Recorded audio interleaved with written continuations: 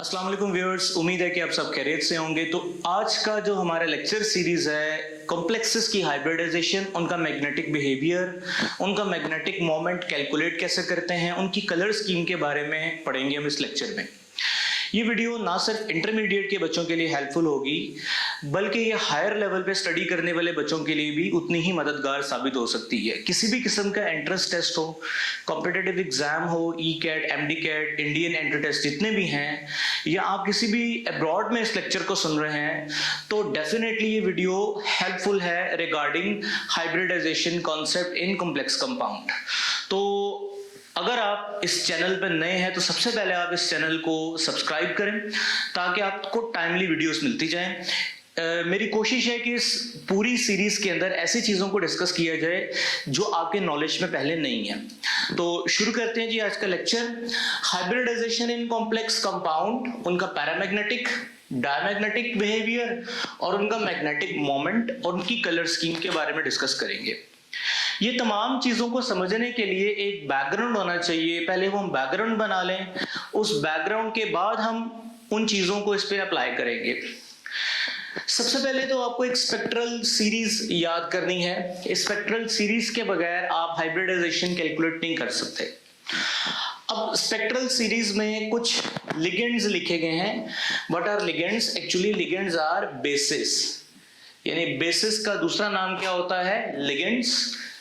आप लोगों ने कॉम्प्लेक्स कंपाउंड को डिटेल से पढ़ा है, नहीं पढ़ा तो उसकी एक अलग से वीडियो बनाई जाएगी जिसमें आपको ये डिटेल से बताया जाएगा कि लिगेंड्स एक्चुअली कोऑर्डिनेशन कंपाउंड के अंदर, कॉम्प्लेक्सेस के अंदर मेटल के अराउंड जो चीजें मेटल के टाइन को अप्रोच करती हैं, इलेक्ट्रॉन पेयर जो मेटल को डोनेट करती हैं, उन्हें हम लिगेंड्स बोलते हैं। तो एक्चुअली मेटल के टाइन बिहेव लाइक एन एसिड क्योंकि वो लिगेंड से इलेक्ट्रॉन पेयर एक्सेप्ट करता है और लिगेंड इलेक्ट्रॉन पेयर डोनेट करता है, तो that's why they behave as base. तो सबसे पहले तो हम यहाँ पे चीज लिख लें। जो भी कॉम्प्लेक्सेस के अंदर मेटल वाला पोर्शन होता है, because they carry a positive charge, metal पे क्या चार्ज होता है? पॉजिटिव। इलेक्ट्रॉन डेफिशिएंट है, इलेक्ट्रॉन को वो एक्सेप्ट कर सकता है मेटल, इलेक्ट्रॉन की वैकेंसी है इसके अंदर, तो दे बिहेव एज एसिड। और जो मेटल के अराउंड लिगेंड्स लगे होते हैं जो मेटल को अप्रोच करते हैं, मेटल में पॉजिटिव चार्ज आने की वजह से मेटल को जो अप्रोच आती है लिगेंड्स की, अब वो लिगेंड्स पे नेगेटिव चार्ज होता है, जैसे iodide, bromide, chloride, fluoride. Water पे तो कोई चार्ज नहीं है, बट वाटर के ऊपर लोन पेयर पाया जाता है। लोन पेयर वाली चीजें भी इलेक्ट्रॉन पेयर डोनेट कर सकती हैं। अमोनिया के ऊपर भी लोन पेयर पाया जाता है, इस तरह NO2 के ऊपर भी लोन पेयर्स पाए जाते हैं, साइनाइड्स के ऊपर भी जिस तरह माइनस चार्ज है, तो दे ऑल आर लिगेंड्स। तो लिगेंड्स के बारे में लिख लेते हैं कि जो लिगेंड्स होते हैं they carry negative charge and behave like base. तो इसका मतलब कॉम्प्लेक्सेस के अंदर दो चीजों का कॉम्बिनेशन होता है, metal, they are surrounded with ligands. अब ये लिगेंड्स की एक सीरीज है, हमें इस सीरीज को एज इट इज याद करना है। इस सीरीज में वीक लिगेंड्स को मैंने अलग से लिख दिया है, न्यूट्रल लिगेंड्स यानी जो ना वीक है ना स्ट्रॉन्ग है, उनको मैंने अलग से लिखा है, ये दोनों न्यूट्रल लिगेंड्स हैं। और स्ट्रॉन्ग लिगेंड्स, ये मैंने सीरीज स्ट्रॉन्ग लिगेंड्स की लिखी है। अब स्ट्रॉन्ग लिगेंड्स का मतलब है they can create strong repulsion for electrons, क्योंकि उनके पास इलेक्ट्रॉन डोनेटिंग एबिलिटी क्या होती है? ज्यादा होती है। वीक लिगेंड्स के पास इलेक्ट्रॉन डोनेटिंग एबिलिटी क्या होती है? कम होती है। तो दैट्स व्हाई जो स्ट्रॉन्ग लिगेंड्स हैं they can create strong repulsion for electrons, और वीक लिगेंड्स जो हैं उनके पास रिपल्शन कॉज करने की एबिलिटी कम होती है, क्योंकि उनका इलेक्ट्रॉन डोनेटिंग इफेक्ट क्या होता है? कम होता है। अब ये बात आगे जाके आपको समझ आएगी ज्यादा डिटेल से, लेकिन अगर आप इस सीरीज को याद करेंगे तो ही आप हाइब्रिडाइजेशन कैलकुलेट कर सकते हैं। फिर आगे चलते हैं हम लोग। Coordination number. कॉम्प्लेक्स कंपाउंड के अंदर हमने दो तरह के कोऑर्डिनेशन नंबर डील करने हैं, coordination number 6 and coordination number 4। Coordination number 6 मतलब कि जो हमारे पास मेटल होगा उस मेटल के आसपास 6 ऐसी जगह होंगी जहां लिगेंड्स अपने आप को अरेंज करेंगे। अब वो 6 कौन सी जगह होंगी? लेट्स सपोज ये एक मेटल है, ये उसके गिर्द 1 2 3 4 यानी एक स्क्वायर की तरह, यानी इट्स लाइक अ पेज, एक पेज है। लेट्स सपोज मेरे पास एक पेज है, इस पेज के सेंटर में मेटल है, 1 2 3 4, यहां से 1 2 3 4 लिगेंड्स आ रहे हैं और एक लिगेंड इसके ऊपर है यहां पे और एक लिगेंड इसके नीचे है। तो इस तरह से ये जो शेप क्रिएट होगी, उस शेप को हम क्या नाम देंगे? Octahedral shape. यानी 1 2 3 4 5 6, कोऑर्डिनेशन नंबर 6, इससे जो शेप क्रिएट होगी वो ऑक्टाहेड्रल है। ऑक्टाहेड्रल कैसे है? अब लेट्स सपोज यहां पे एक ऊपर लिगेंड लगा दें तो टोटल 1 2 3 4 फेसेस ऊपर और 4 फेसेस नीचे हैं, तो ऑक्टाहेड्रल शेप होगी ये। अगर अब इस शेप को ऊपर से देखेंगे तो ये 2D में बनाएंगे तो ऐसा बनाएंगे, यानी सेंट्रल में मेटल 1 2 3 4, यानी दिस इज पॉजिटिव मेटल, ये उसके गिर्द 1 2 3 4 1 2 3 4 लिगेंड, ये लिगेंड ऊपर आ गया और ये लिगेंड नीचे आ गया। तो ये दोनों शेप्स रिप्रेजेंटेटिव शेप्स हैं ऑक्टाहेड्रल की। याद रखिए जब भी ऑक्टाहेड्रल शेप बनेगी या तो हाइब्रिडाइजेशन sp3d2 होगी या d2sp3 होगी, या sp3d2 या d2sp3 होगी। ठीक है, याद रखिए जब भी ऑक्टाहेड्रल शेप होगी तो या तो हाइब्रिडाइजेशन sp3d2 होगी या d2sp3 होगी। सेकंड, कोऑर्डिनेशन नंबर 4 जो हमने डील करना है वो दो तरह से हमें मिल सकता है। कोऑर्डिनेशन नंबर 4 का मतलब है एक मेटल के गिर्द 4 लिगेंड्स हैं, 1 2 3 4। कोऑर्डिनेशन नंबर 4 में या तो sp3 हाइब्रिडाइजेशन होगी, अभी आपको बताएंगे कैसे पता चलता है कि किसमें कौन सी हाइब्रिडाइजेशन है, आगे जाके यही बताना है आपको। sp3 हाइब्रिडाइजेशन होगी तो टेट्राहेड्रल शेप, अगर dsp2 या sp2d हाइब्रिडाइजेशन होगी तो स्क्वायर प्लेनर शेप। यानी कोऑर्डिनेशन नंबर 4 में दो तरह की शेप्स हैं, टेट्राहेड्रल और स्क्वायर प्लेनर शेप्स। अब आपने इसको अच्छे तरीके से याद रखना है। लास्ट में मैंने कलर व्हील बनाया है, इसको मैं लास्ट में डिस्कस करूंगा कलर व्हील को कैसे यूज करना है। अभी आपको मैंने स्पेक्ट्रल सीरीज बताई जिसको मैंने वीक, न्यूट्रल और स्ट्रॉन्ग लिगेंड के रेफरेंस से अरेंज किया है। फिर दो मैंने नंबर बताए, coordination number 6 and coordination number 4, और उनके रिस्पेक्ट में हाइब्रिडाइजेशंस बताई हैं। अब कुछ एग्जांपल्स पे ये कॉन्सेप्ट अप्लाई करते हैं।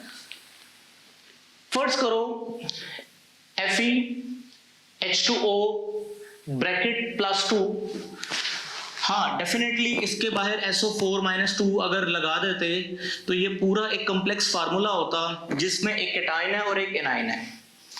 हमने बताना ये है कि इस मेटल की हाइब्रिडाइजेशन कौन सी है, इस मेटल का पैरामैग्नेटिक डायमैग्नेटिक बिहेवियर में से कौन सा बिहेवियर है, और इस मेटल का मैग्नेटिक मोमेंट कैलकुलेट करें।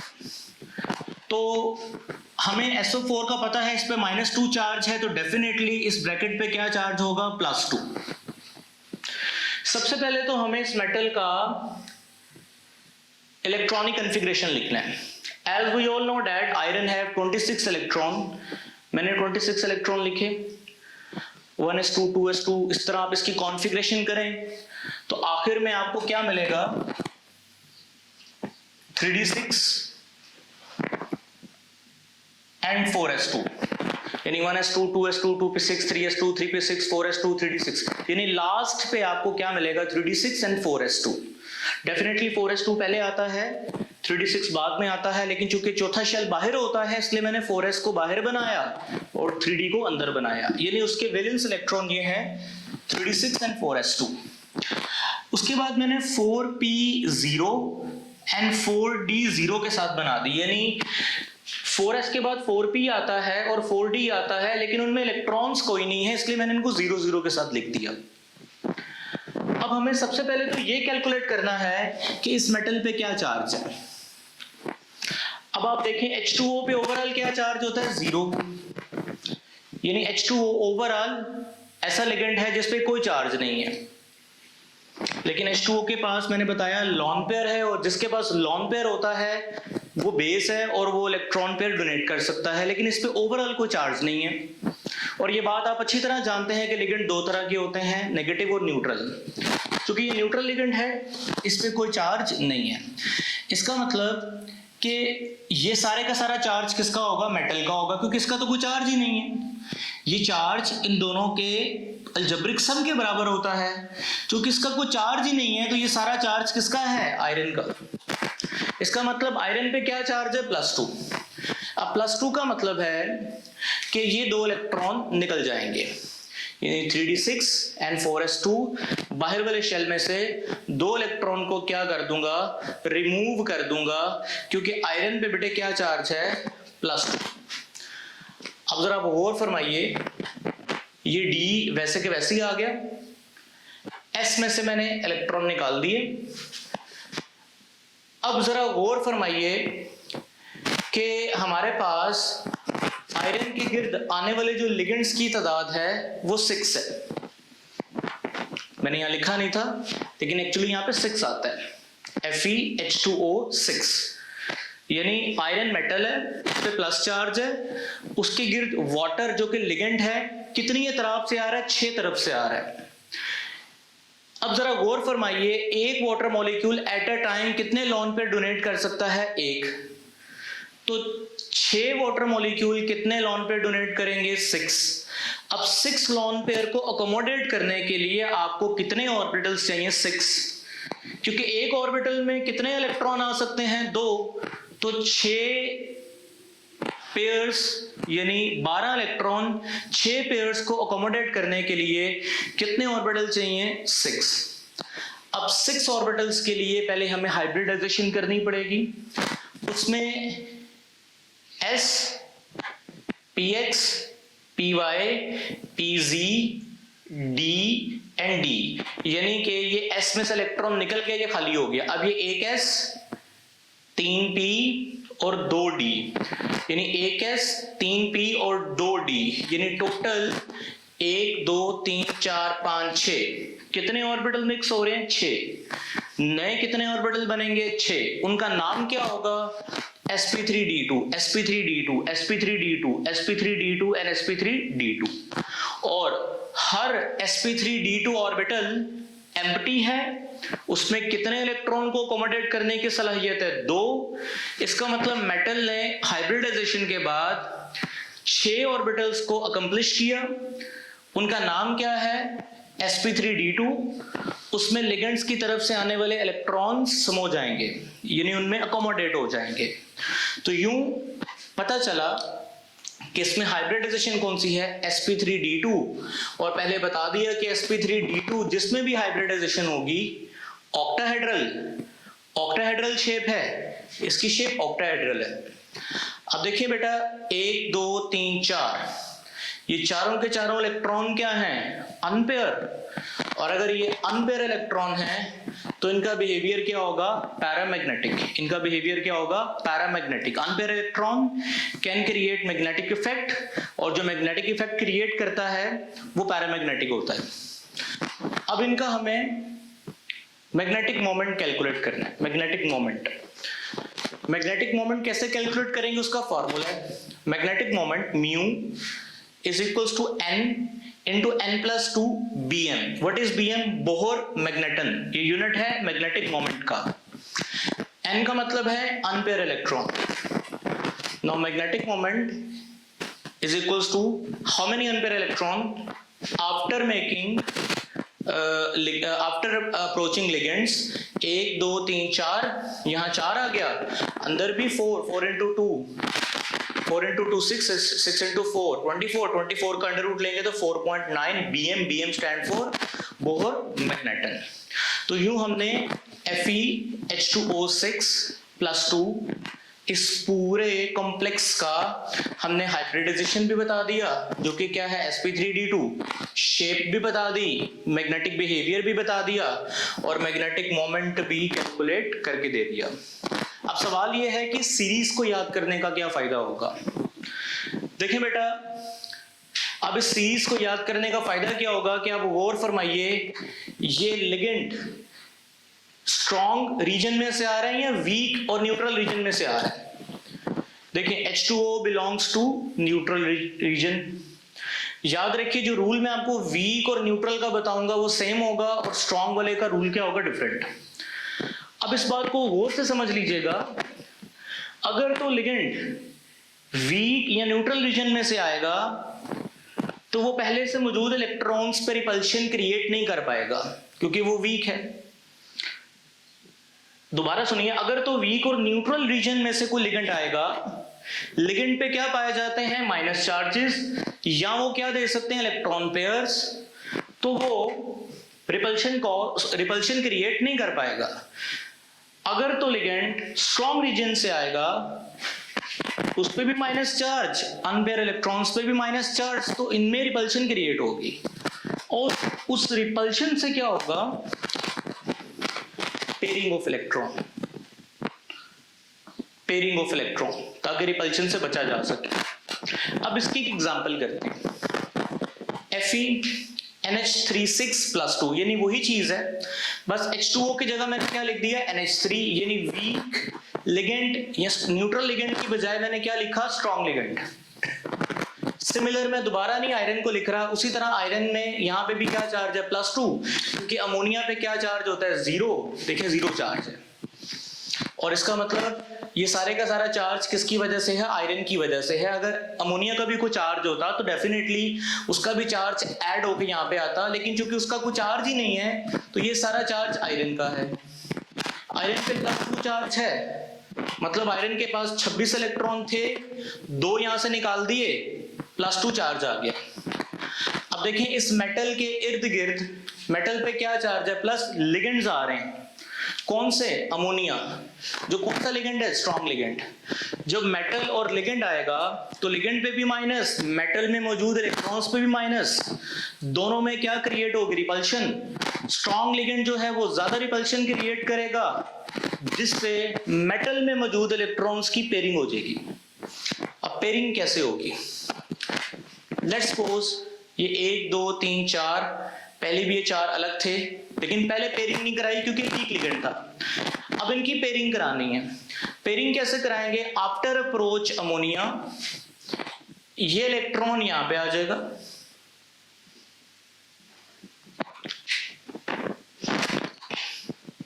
सॉरी, ये इलेक्ट्रॉन यहां पे आ जाएगा और ये दोनों इलेक्ट्रॉन निकल के इस तरफ आ जाएंगे,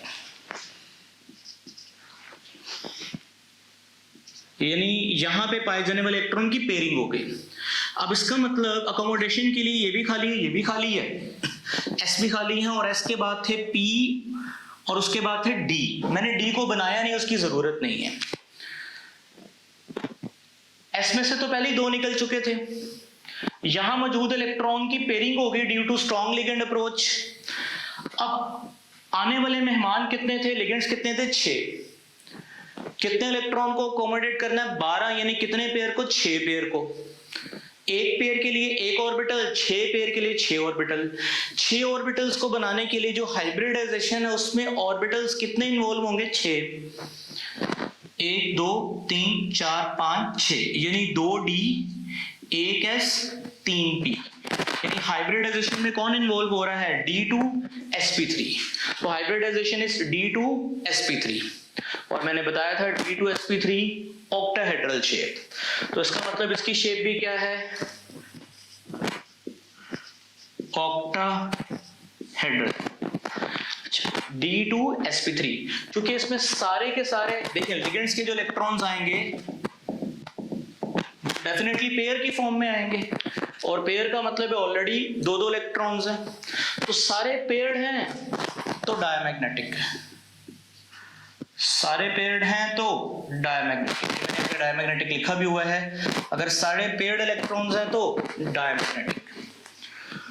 और याद रखिए मैग्नेटिक मोमेंट कैलकुलेट करेंगे, तरीकाकार क्या है, मैग्नेटिक मोमेंट बराबर है √n+2। n चूंकि अनपेयर्ड इलेक्ट्रॉन थे वो 0 हैं, 0 × 0+2, होल आंसर विल बी 0।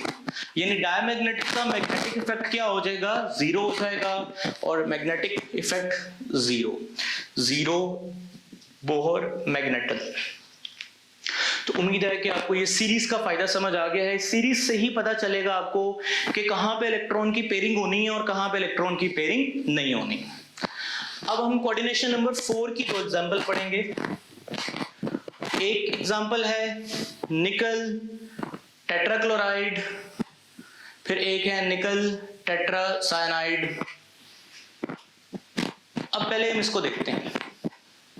सबसे पहले आप जानते हो कि साइनाइड क्लोराइड पे क्या चार्ज है, माइनस, ठीक है। अब सबसे पहले तो मुझे बताओ कि ओवरऑल -2 चार्ज है, मींस क्लोराइड पे क्या चार्ज था, -1। 4 क्लोराइड पे क्या चार्ज होगा, -4। -4 में से -2 रह गया, मतलब निकल पे क्या चार्ज है, +2। अंडरस्टूड बात है ना कि अगर यहाँ -2 बचा है तो उसका मतलब -4 में +2 होगा तो -2 बचा होगा ना, यानी मेटल के ऊपर क्या चार्ज है, +2।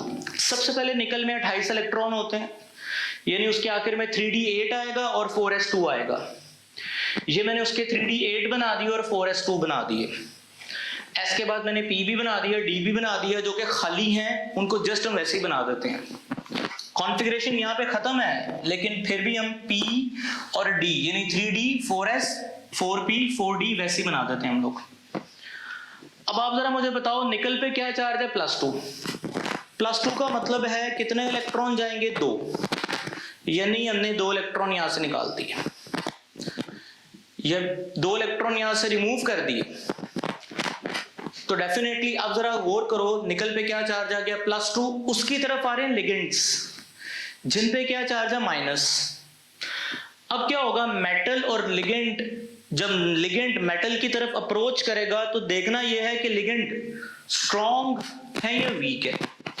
Definitely chlorides belongs to weak ligands, मतलब ये पेयरिंग नहीं कर सकता, यानी ये इलेक्ट्रॉन पेयर नहीं होंगे।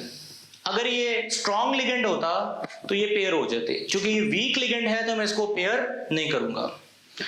जब इसको पेयर नहीं करूंगा तो इसका मतलब ये वैसे के वैसे रहेंगे, ये अकोमोडेशन में यूज नहीं होंगे। अकोमोडेशन में कौन यूज होगा, यानी लिगेंड्स के इलेक्ट्रॉन्स को संभालने में कौन यूज होगा, sp_p, यानी 4 लिगेंड्स को अकोमोडेट करने के लिए 4 ऑर्बिटल चाहिए, उसमें एक s है, 3 p हैं। हाइब्रिडाइजेशन को क्या नाम देंगे, sp3। क्या नाम देंगे, sp3। और आपको पता है कि sp3 की जो शेप है वो क्या होती है, टेट्राहेड्रल। मैग्नेटिक मोमेंट कैलकुलेट करेंगे, फार्मूला यही है, n। कितने अनपेयर्ड इलेक्ट्रॉन हैं, 2 2 जमा 2 4 4 जरा 2 8 का मैग्नेटिक मोमेंट आएगा 2.9 bm, यानी बोहर मैग्नेटन। यानी इसका मतलब हमने इसके बारे में भी बता दिया। अब हम चलते हैं लास्ट एग्जांपल की तरफ। देखिए बेटा, इसका हमने सब कुछ कैलकुलेट करना है। यही केस है, यहां पर साइनाइड पे क्या चार्ज होता है, -1। अब आप मुझे बताओ 4 साइनाइड है तो क्या चार्ज होगा, -4, ठीक है। ओवरऑल -2 चार्ज है, मतलब निकल पे क्या चार्ज होगा, +2। -4 +2 में एंटर हो गए, -2 बाकी बचा होगा ना, तो यानी यहां पे भी निकल पे +2 चार्ज है, यानी यहां पर भी सेम कॉन्फ़िगरेशन आएगी, यही चीज यहां पर भी आएगी। बट यहाँ पे लिगेंड जो है वो स्ट्रॉन्ग है, वो क्या क्रिएट करेगा, रिपल्शन, और क्या करेगा, पेयरिंग ऑफ इलेक्ट्रॉन। यानी इस केस में क्या होगा, ये जो D था 1 2 3 4 5, 1 2 3 4 5 6 7 8, आगे आ गया S, फिर आगे P। इसका मतलब ये मैंने बनाया नहीं, इसकी जरूरत नहीं है। अब स्ट्रॉन्ग लिगेंड की वजह से पेयरिंग हो गई है। अब इसका मतलब अकोमोडेशन कितने लिगेंड्स को चाहिए, 4, यानी 4 लिगेंड्स का मतलब हर लिगेंड के पास एक इलेक्ट्रॉन पेयर है। तो 4 लिगेंड्स के पास 4 पेयर हैं, तो 4 पेयर के लिए 4 ऑर्बिटल्स को हाइब्रिडाइज करना है। उसमें से एक हो गया D, एक हो गया S, 2 हो गए P, यानी DsP2। बताया था मैंने, DsP2 हाइब्रिडाइजेशन होगी तो शेप क्या होगी, स्क्वायर प्लेनर, या कुछ एग्जांपल में sp2d भी हो सकता है, वो आप खुद करोगे। तो पता चला इसमें हाइब्रिडाइजेशन कौन सी है, DsP2, और DsP2 में स्क्वायर प्लेनर शेप कौन सी बेटा, स्क्वायर प्लेनर, ठीक है, अब हमने इसका मैग्नेटिक मोमेंट कैलकुलेट करना है। अब मैग्नेटिक मोमेंट कैसे कैलकुलेट होगा, कितने अनपेयर्ड इलेक्ट्रॉन है, पेयर्ड पेयर्ड पेयर्ड पेयर्ड, ये भी सारे पेयर्ड होंगे। पेयर्ड इलेक्ट्रॉन्स का मतलब क्या है कि जीरो अनपेयर का मतलब मैंने बताया है कि ये फार्मूला सारे का सारा डायपोल मोमेंट कितना कैलकुलेट करेगा, जीरो। यानी जब ये जीरो हो गया ना, एन जब जीरो हो जाएगा तो ओवरऑल जीरो आंसर आएगा। तो यूं मैंने, अच्छा पैरामैग्नेटिक या डायमैग्नेटिक, डेफिनेटली डायमैग्नेटिक। तो उम्मीद है कि आपको पता चल गया कि हाइब्रिडाइजेशन कैसे काउंट होती है, पैरामैग्नेटिक, डायमैग्नेटिक और मैग्नेटिक मोमेंट कैसे कैलकुलेट होता है। अब हम कलर्स पे आते हैं कि कौन से कॉम्प्लेक्सेस के कलर होते हैं और कौन से कॉम्प्लेक्सेस के कलर नहीं होते। देखिए बेटा, जिसमें तो अनपेयर्ड इलेक्ट्रॉन्स हैं, वो अनस्टेबल इलेक्ट्रॉन्स होते हैं, they can jump around, d to d transition कर सकते हैं। यानी इसका मतलब जिसमें अकेले यानी पैरामैग्नेटिक बिहेवियर है वो कलर शो करेंगे, और जिनमें डबल डबल इलेक्ट्रॉन्स हैं वो स्ट्रॉन्ग इलेक्ट्रॉन पेयरिंग होती है। अब उनको प्रमोट करना यानी उन्हें डी टू डी ट्रांजिट करना, जो कि मैं अलग टॉपिक पढ़ाऊंगा आपको, डी टू डी ट्रांजिशन क्या होती है। इतना समझ लो कि जो डायमैग्नेटिक होते हैं वो कलरलेस होते हैं, जो पैरामैग्नेटिक होते हैं वो कलरफुल होते हैं। अब कलरफुल का कैसे पता चलता है, कलर व्हील से। लेट्स सपोज एक कंपाउंड येलो कलर एब्जॉर्ब करता है ना अगर, तो वो शो कौन सा कलर करेगा, वॉयलेट।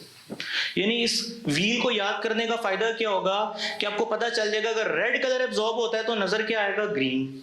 अगर कोई कंपाउंड ऑरेंज कलर एब्जॉर्ब करता है तो उसका कलर कौन सा नजर आएगा, ब्लू।